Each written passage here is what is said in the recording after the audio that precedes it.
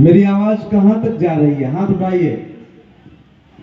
जहां तक मेरी आवाज हो हाथ उठाए। जब राम जी का प्रसंग चल रहा है तो धर्म की आवाज नहीं आ रही है। धर्म की, धर्म की, धर्म की, अधर्म का, अधर्म, प्राणियों में विश्व का, गौ माता की, गंगा माता की, भारत माता की, सत्य सनातन धर्म की जय जय। रामायण का प्रसंग चल रहा है पूरे उत्साह के साथ। जय जय श्री राम, जय जय श्री राम, जयकारा वीर बजरंगी, हर हर। रामलीला महोत्सव के माध्यम से मेरे बड़े भाई संजय पत्रकार जी के नेतृत्व में आयोजित आज के इस कार्यक्रम में मुझे उपस्थित होने का अवसर मिला है और विशेष रूप से आप सबके बीच में यहां पर आकर के आप सभी राम भक्तों के दर्शन करने का अवसर मिला है। यह मेरे लिए परम सौभाग्य की बात है।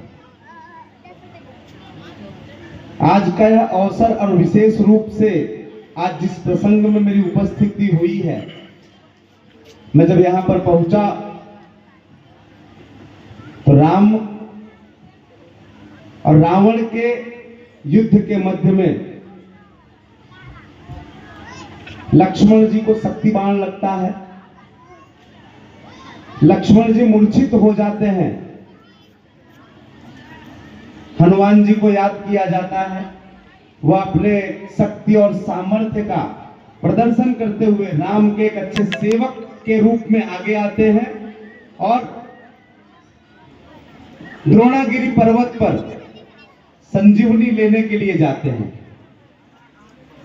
रास्ते में एक कालनेमि नामक राक्षस मिलता है। हनुमान जी उसका वध करते हैं। द्रोणागिरी पहुंचते हैं। वहां से संजीवनी बूटी को लेकर के पुनः लंका की ओर प्रस्थान करते और मध्य में उन्हें राम जी के दूसरे भाई भरत जी के साथ में उनका भेंट होता है। तत्पश्चात हनुमान जी भरत जी को प्रणाम करके लंका की ओर प्रस्थान करते हैं। यहां तक का प्रसंग हम सब ने देखा, परंतु क्या इस प्रसंग में हमने अपने जीवन के लिए कुछ प्रेरणा ली? बच्चे थोड़ा सा बात पे ध्यान दें क्योंकि उनके जीवन की बात हो रही है। यहां पर रामायण का मंचन इसलिए किया गया है कि आप राम जी के जीवन चरित्र को समझें। एक छोटे भाई का अपने बड़े भाई के प्रति जो कर्तव्य होता है उसे समझें। एक आदर्श सेवक के रूप में हनुमान जी का जो चरित्र है उसे हम अपने अंदर कैसे उतारें।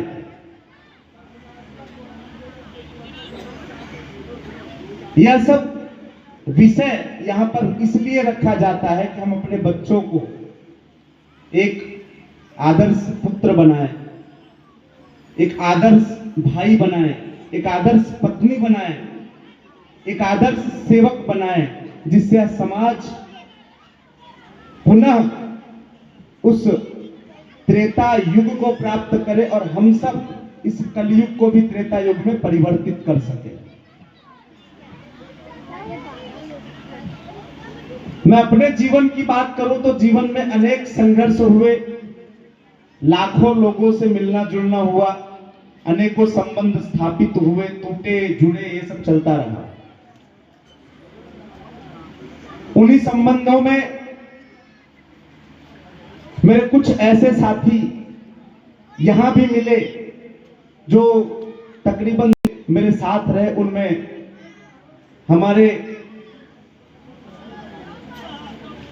आदर्श और छोटे छोटे बच्चों को एक हथियार के रूप में कैसे तैयार किया जाए कि जो अपने शक्ति और सामर्थ्य और बुद्धि के साथ में अपने ऊपर आने वाले संकटों में अपने शरीर की, स्वाभिमान की और आत्मरक्षा कैसे किया जाए, इस विषय पर जोर दे करके गुजरात और भारत के अनेकों प्रांतों में तकरीबन 18 लाख बच्चों और बच्चियों को जिन्होंने आत्मरक्षा के दांव पेच सिखाए, ऐसे मेरे बड़े भाई मुकेश राठौड़ जी, मेरा प्रिय छोटा भाई अतीश और मेरे अन्य यहाँ के सभी साथी, हमारे सनातन सेवा न्यास के अध्यक्ष दिनेश पांडे जी, आप सबका साथ और आप सबका प्रेम हमेशा से मुझे एक छोटे भाई के रूप में, एक मित्र के रूप में मिलता रहा। आप सबका मेरे जीवन में एक विशेष महत्व रहा है। पर आज मैं अपने सबसे प्रिय भाई, या मैं कहूं तो मेरे लिए मेरा हनुमान जो है, मैं उसकी भी चर्चा करूंगा कि संघर्ष के दिनों से आज तक जिसने कभी मेरा साथ नहीं छोड़ा, पग पग पर एक ब्रह्मास्त्र की तरह मेरे साथ खड़ा रहा, ऐसा मेरा प्यारा भाई प्रेम शर्मा, जिसका जन्मदिन है। और मैं चाहूंगा कि आप सब जोरदार तालियों के माध्यम से मेरे इस भाई को आशीर्वाद प्रदान करें, ताकत दें कि वह इसी तरह से मेरे लिए एक मित्र बन करके खड़ा रहे। आप सबको पुनः